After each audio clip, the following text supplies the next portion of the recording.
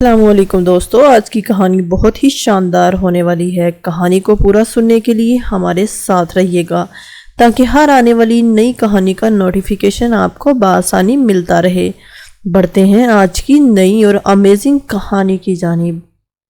میرا نام ثانیہ ہے۔ میرے ابا کی وفات بچپن میں ہی ہو گئی تھی۔ میری ماں نے ہی مجھے باپ بن کر پالا تھا۔ میری ماں مجھ سے بہت ہی زیادہ پیار کرتی تھی۔ ایک واقعہ نے میری زندگی کو مکمل طور پر بدل کر رکھ دیا تھا۔ میں سوچ بھی نہیں سکتی تھی کہ یہ واقعہ میری زندگی میں اس طرح رونما ہو جائے گا۔ میری ماں نے بہت ہی زیادہ محنت و مشقت سے مجھے پالا تھا۔ ان کا یہ شوق تھا کہ میں پڑھ لکھ کر بہت ہی اچھی جگہ پر نوکری کروں تاکہ ان کے سارے ارمان پورے ہو جائیں۔ خاندان والوں نے بھی ہم سے ناتا توڑ لیا تھا۔ مجھے تو یہ بھی نہیں پتا تھا کہ ہمارا کوئی رشتہ دار بھی ہے یا نہیں۔ میں ایف اے میں پہنچ چکی تھی، لیکن اب مجھے ایسا لگتا تھا کہ جیسے مجھے پڑھنے کی بہت ہی زیادہ ضرورت ہے اور ٹیوشن پڑھنے کی زیادہ ضرورت ہے، کیونکہ کالج والے زیادہ اچھے طریقے سے نہیں پڑھاتے تھے۔ اس لیے میں نے اس بارے میں اپنی امی سے بات کی۔ میری اماں کہنے لگی، ٹھیک ہے، ہمارے محلے میں ایک اکیڈمی ہے تو میں تمہیں وہاں پر چھوڑ آؤں گی۔ میری اماں مجھے ایک محلے میں چھوڑ آئی جہاں پر ایک لڑکا جس کا نام عاصم تھا وہ پڑھاتا تھا۔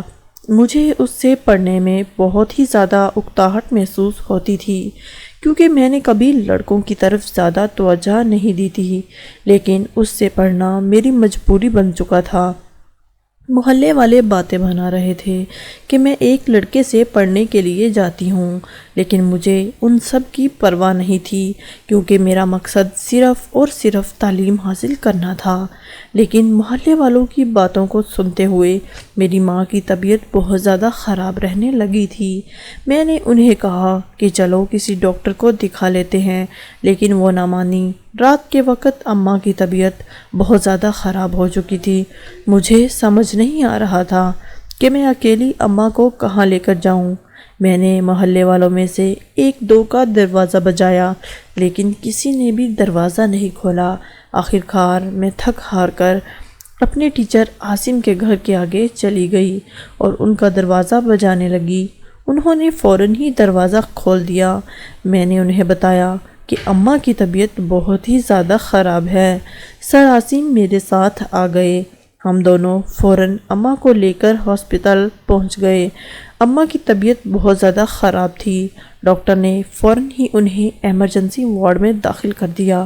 کچھ دیر تک ان کا علاج چلتا رہا۔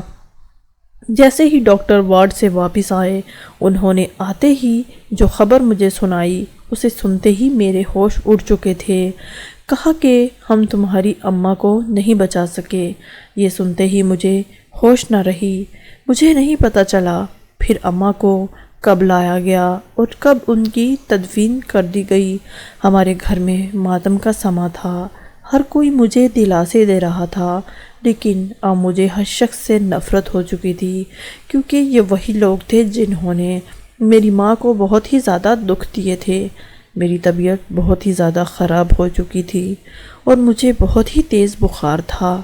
میرے ماموں میرے گھر آئے اور کہنے لگے، آؤ میں تمہیں دوا دلا دیتا ہوں۔ میں بحث نہیں کرنا چاہتی تھی، اس لیے چپ چاپ ان کے ساتھ چلی گئی۔ کچھ وقت گزرتا گیا۔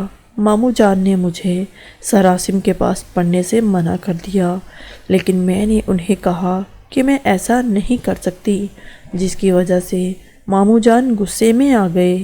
ماموں جان سر عاصم کو ذرا بھی پسند نہیں کرتے تھے اور انہوں نے ہمارے بارے میں محلے میں طرح طرح کی باتیں پھیلا دی تھی۔ سر عاصم سے یہ بات برداشت نہ ہوئی۔ انہوں نے کہا، کیا تم مجھ سے شادی کرو گی تاکہ میں لوگوں کی زبانوں کو لگام دے سکوں؟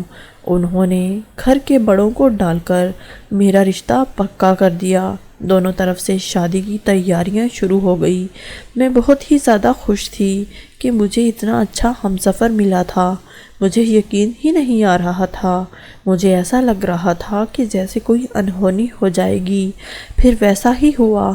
میرے ماموں لوگوں نے اس رشتے کو تڑوانے کی بہت ہی زیادہ کوشش کی، لیکن سر عاصم کی وجہ سے سب ٹھیک ہو گیا۔